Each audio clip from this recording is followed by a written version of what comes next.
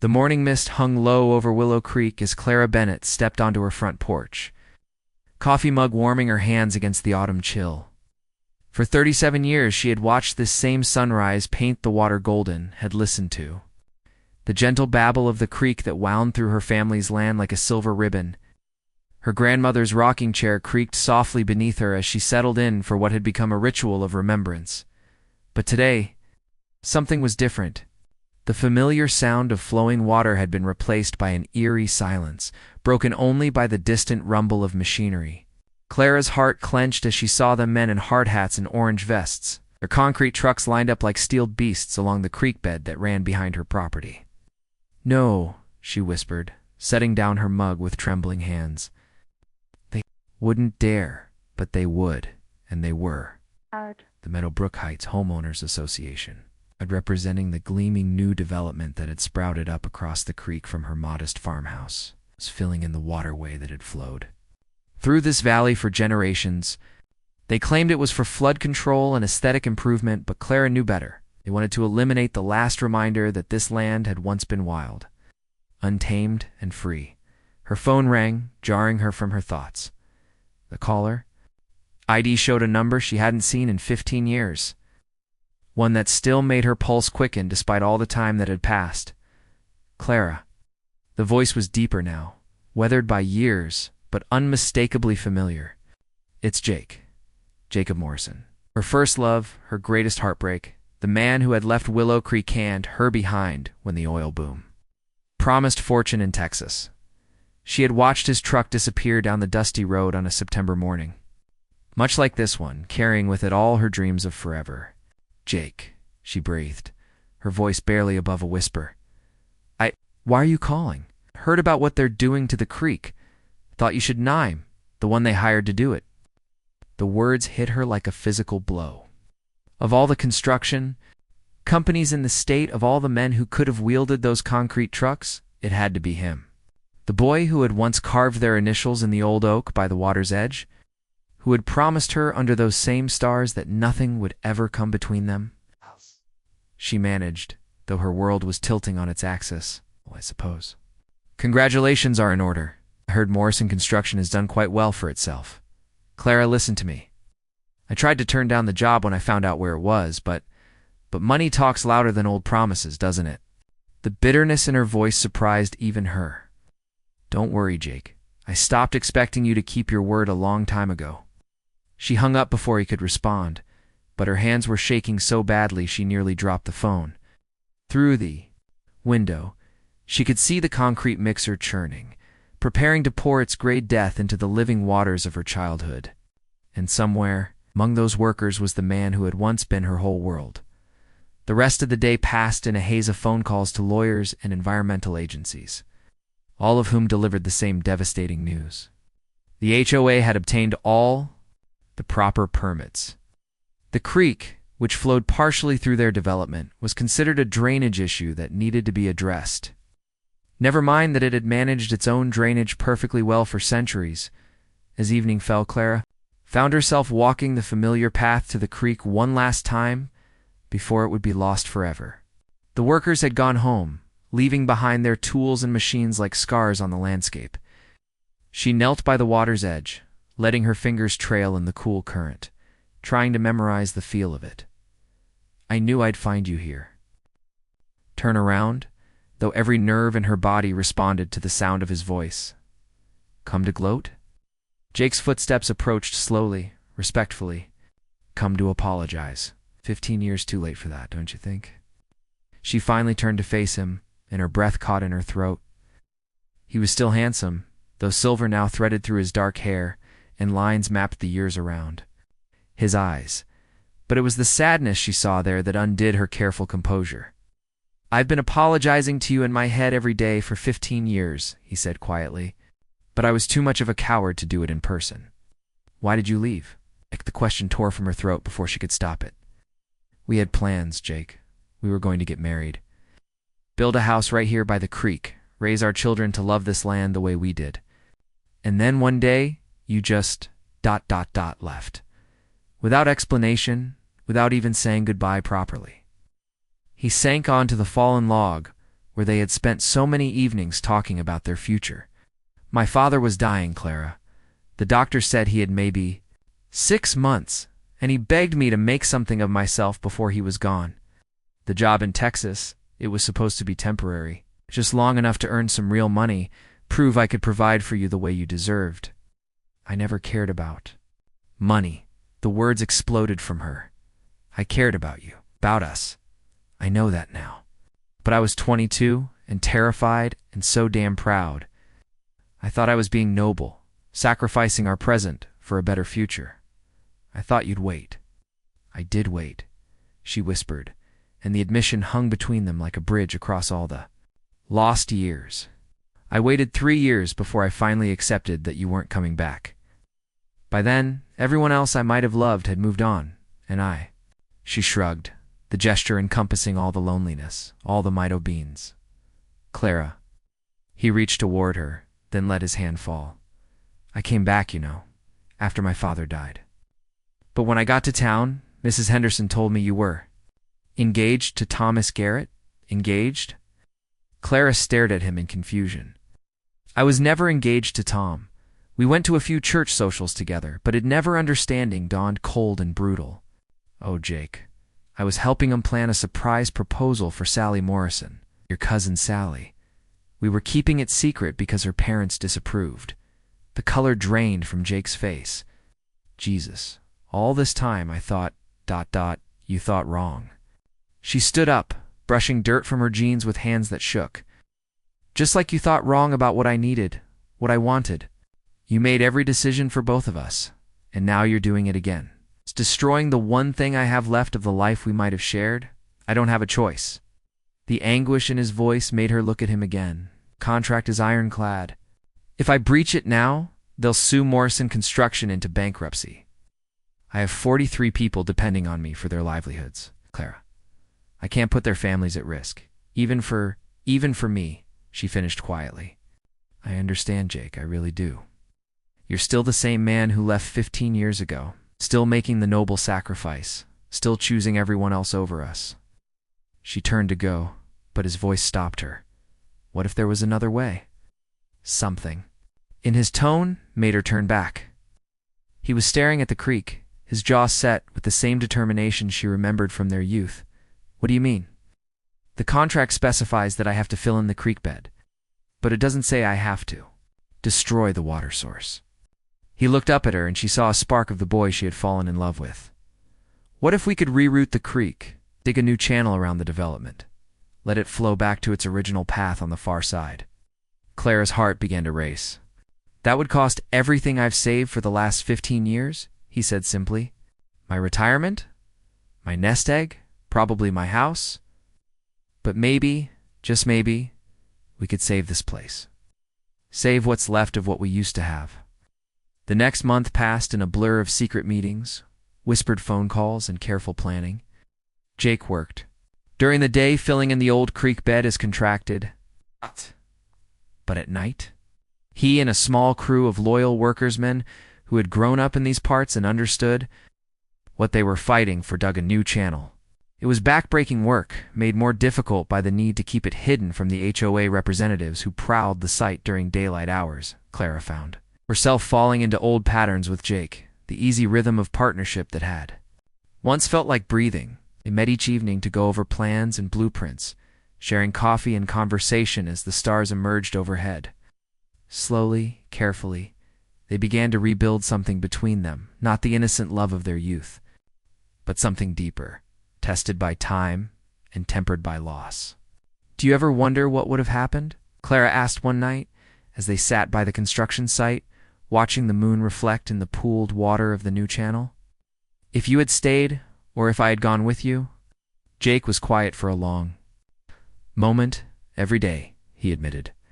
But I've learned that wondering about the past is just another way of running from the present. The question isn't what might have been, Clara. It's what we choose to do now. She looked at him, this man who was risking everything to give her back her creek, and felt something long frozen begin to thaw in her chest. And what are you choosing? You, he said simply. I'm choosing you. Finally, completely, no matter what it costs me, but their secret couldn't last forever. 3 days before the project was scheduled for completion, Richard Pemberton, the HOA president, arrived at the site with a team of lawyers and environmental inspectors. Clara watched from her kitchen window as they discovered the new channel, saw the fury on their faces as they realized what had been done. The confrontation was swift and brutal. Pemberton threatened lawsuits that would destroy not only Jake's business but Clara's family farm as well. He spoke of property values and neighborhood standards, of the need to maintain the aesthetic integrity of their development. This water feature was not part of the approved plan, he declared, standing at Clara's front door with his legal documents and his absolute certainty. Will be filled in immediately, or we will take legal action that will leave you both bankrupt. Clara listened to his threats, felt the familiar weight of powerlessness settling over her shoulders. And then something inside her snapped. This was her land, her family's legacy. And she was done being pushed around by men who saw the natural world as nothing more than an inconvenience to be paved over. "Mr. Pemberton," she said quietly, "I need to show you something." She led him and his entourage to the old oak tree by the original creek bed, now filled with concrete but still standing tall. At its base, partially hidden by fallen leaves, was a small bronze plaque. "My great-great-grandfather planted this tree in 1887, Clara explained. And in 1923, my great-grandmother registered this entire creek system as a historic waterway. With the state, the registration was never revoked, which means," she smiled, the expression sharp as winter wind, "which means you've just filled in a protected waterway without proper environmental permits." The silence that followed was deafening. Pemberton's face went through several shades of red before settling on purple. "That's impossible. We researched you." "Researched the current property records?" Clara interrupted. "But you didn't dig deep enough into the historical archives." "Jake did, though.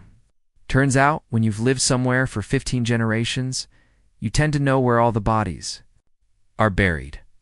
Jake stepped forward, and Clara saw the pride and admiration in his eyes as he looked at her. "The State Environmental Agency is very interested in your little concrete project, Mr. Pemberton, as are the Historical Preservation Society and several wildlife protection groups. Funny how quickly word spreads when you know the right people." The legal battle that followed was swift but vicious.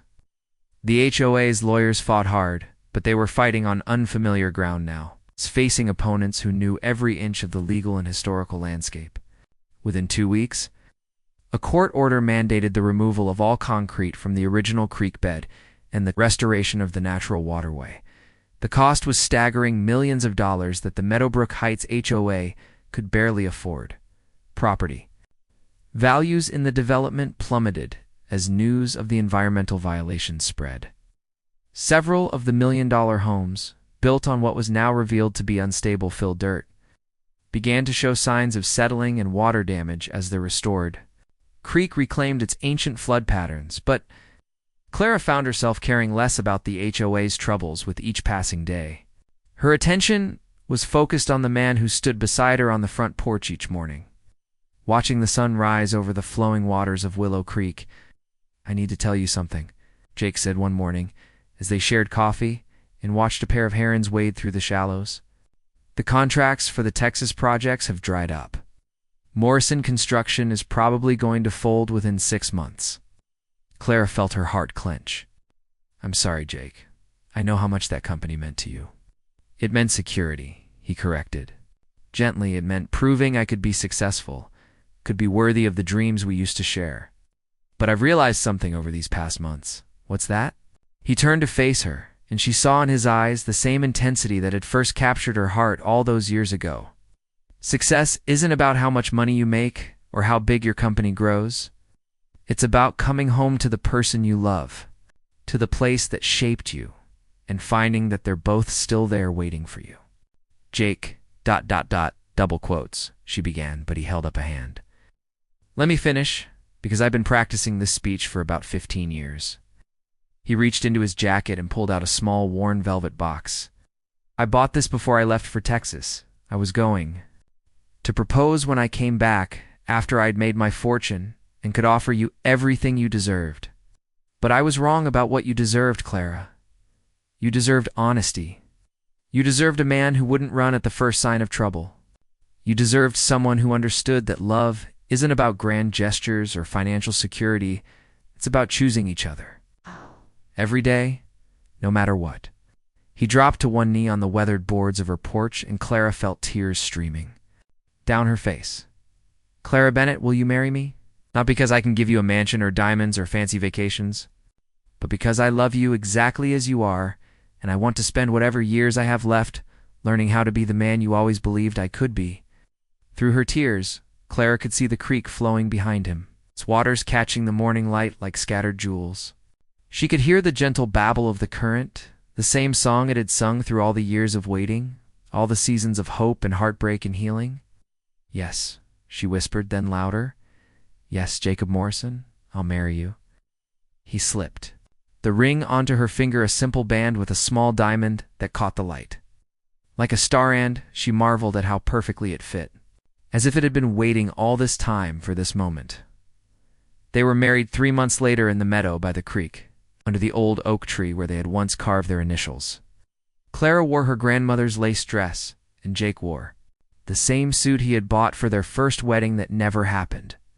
The guest list was small longtime friends, a few family members, and several of the construction workers who had helped save the creek. Richard Pemberton and the Meadowbrook Heights development were notably absent, though their struggles continued to make local headlines. The restored creek had indeed caused flooding issues for several of the million-dollar homes, turning their manicured lawns into seasonal wetlands. Property values continued to plummet, and many residents found themselves underwater, both literally and financially. But Clara felt no satisfaction in their misfortune. Standing beside Jake as they exchanged vows, watching the water flow past them toward distant horizons, she understood that revenge was just another form of poison. What mattered was this moment, this choice, this decision to believe in love, despite all the evidence that it was fragile and fleeting. Do you take this man, the minister asked, to love and to cherish, through prosperity and hardship, in sickness and in health, for as long as you both shall live? Clara looked into Jake's eyes and saw their entire story reflected there, though. Young love that had seemed so certain, the years of separation and misunderstanding, the careful rebuilding of trust, and the courage to try again, despite every reason to play it safe. I do, she said, and meant it with every fiber of her being, as they kissed to seal their union. A great blue heron rose from the creek behind them, its wings catching the afternoon light as it soared into the endless sky. Clara watched it go and thought of all the years of waiting, all the dreams deferred and hopes nearly lost. But sometimes, if you were very lucky and very patient, the things worth having came back to you not the same as they were before, but deeper, richer, tempered by time and trial into something unbreakable. That night, they sat on their porch listening to the night sounds of the creek. Jake took her hand and traced the ring on her finger. Do you think we would have made it? He asked quietly. If we had married young, before we knew how hard life could be? Clara considered the question seriously. I don't know, she admitted. Maybe we needed to lose each other to understand how precious what we had really was. Maybe we needed to learn that love isn't just a feeling, it's a choice you make every day, especially when things get difficult. Jake nodded slowly. I choose you, Clara Morrison, he said, trying out her new name like a prayer. And I choose you, she replied, settling back against his shoulder as the creek sang its ancient song below them. In the distance, the lights of Meadowbrook Heights flickered like dying stars, but here by the water, in the circle of Jake's arms, Clara felt the deep contentment of coming home after a very long journey. The creek flowed on toward tomorrow, carrying with it the memory of concrete and conflict, but also the promise of new beginnings and second chances. Love, she thought drowsily, as sleep began to claim her, was like water it found a way around. Every obstacle carved new channels when the old ones were blocked, and always flowed toward home. And sometimes, if you were very lucky, it carried you along with it, all the way back to where you belonged. The stars wheeled overhead, ancient and patient, watching over the creek that had seen a century of seasons, the farmhouse that had sheltered 5 generations of dreams. and the two people who had finally found their way back to each other through all the years of waiting and all the miles of longing. In the morning, they would begin the work of building their life together, not the fairy tale they had imagined in their youth, but something better, a partnership forged in forgiveness, seasoned with wisdom and rooted as deep as the old oak by the water's edge. But tonight, they simply held each other close and listened to the creek sing its eternal song of patience, persistence, and hope.